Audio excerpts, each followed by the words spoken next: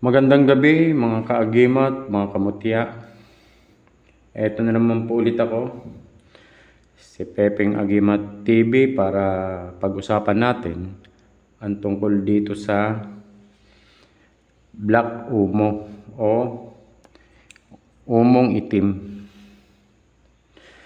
Ito pong bato umong itim na to, ito po ay hindi gaya ng mga sinasabi ng iba na malambot.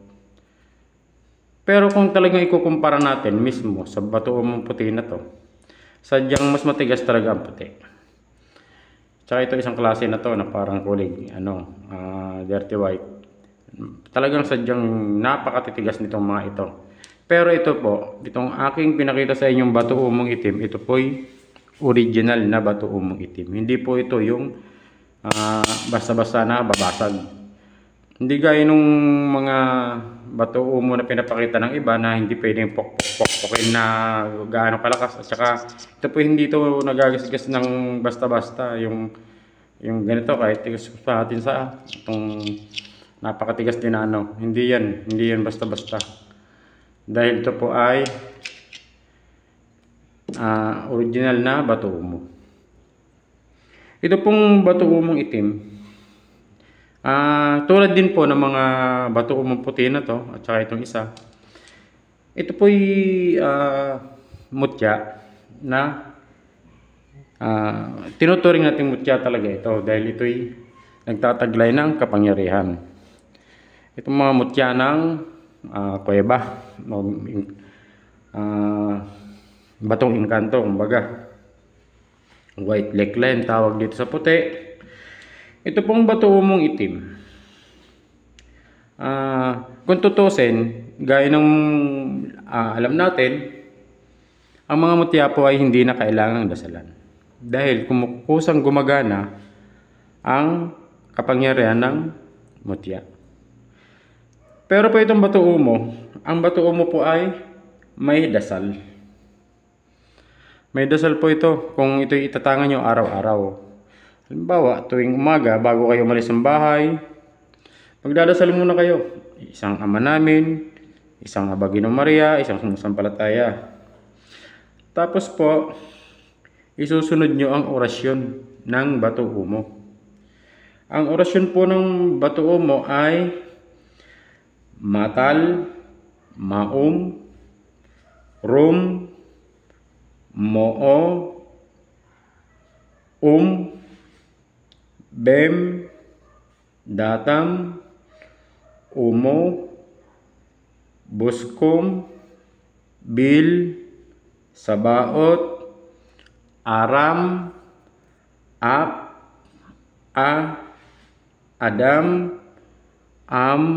Adam. Tapos po, isusunod nyo ang susi nito. Yun pong orasyon na yon, 3 beses nyo pong babanggitin yun. Tapos ito pong susi, 1 beses nyo lamang babanggitin.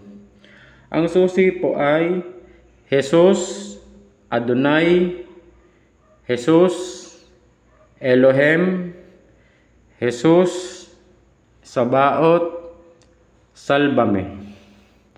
Yan po ang orasyon ng bato umo. Hindi po ito normal na mutya na gaya ng mga ibang mga mutya na mga nandito. Itong mga ito po'y automatic na. Hindi na kailangan dasalan ng mga ito. Pero ang bato umo po, dinadasalan dahil po ito'y sadyang gamit sa kabal. Ito pong bato umo, ito po ay napakatigas na bato at nagpapalakas ng aura natin bilang tao. Ito po yung mabisang pangontra laban sa mga kulam, barang, tigalpo, palipad hangin, masamang elemento at espiritu. At ito rin po ay protection din natin sa ating sarili. Dahil ito po yung nagtataglay ng kapangyarihan sa kabal. Yung bang hindi ka basta tatabla ng bala at patalim. Ito rin po ay ginagamit sa mga gamutan ng mga albularyo. Ginagamit din ho ito. Pero hindi naman ho kasi lahat talagang albularyo gumagamit ito. Kasi yung mga albularyo naman ay sadyang ang mga orasyon nun iba. Pero sa ating mga hindi pa naman albularyo talaga, pwedeng ito ang gawin nating way para makagamot. Dahil ito po ay nakakagamot po ito. Lalo na yung mga lamig-lamig sa katawan o sakit ng katawan. Ito po ay kailangan lamang nito ay ibabad sa isang basong tubig. Masakit ang katawan mo, ibabad mo ng mga 1 oras sa isa baso. Saka mo inumin. Ito rin po ay pinaniniwalaan din na nakakatulong sa mga babaeng hirap magkaanak. Kung halimbawa yung misis nyo hirap magkaanak, taon na kayo nagkasama, wala pa rin, subukan nyo rin po ang bato umo. Itim o puti man, parehas din po na may bisa na makakatulong para kayo ay magkaanak. Dahil ito po ay may mga gabay na daladala. Ito ay may espiritong nagdadala para sa kaayusan. Kung gusto nyong maging maayos ang magkaroon kayo ng anak, ganon. Yun nga po pala, hindi ko nabanggit. Pagkatapos nyong dasalin lahat yung dasal na sinabi ko at orasyon, pagkatapos ng susi, ang isusunod nyo po doon ay mag-wish kayo, yung kahilingan nyo.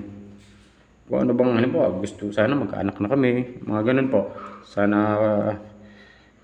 magkapera ko, yung bang samahan nyo ng wish pagkatapos nyo ng dasal at orasyon.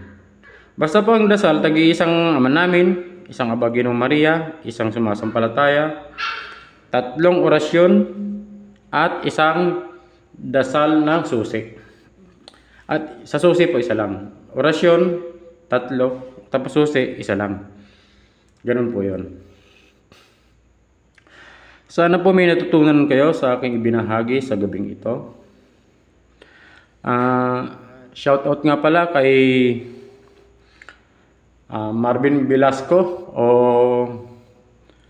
Norby Noreca. Shoutout sa iyo, bro.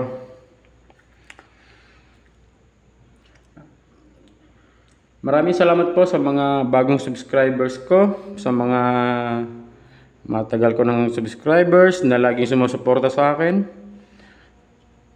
Salamat po sa mga nagla-like and share ng aking mga videos, sa mga nagko-comment. Salamat po. Sa mga hindi pa po nakakapag-subscribe, paki-subscribe po naman. Maraming salamat po sa inyong lahat at magandang gabi.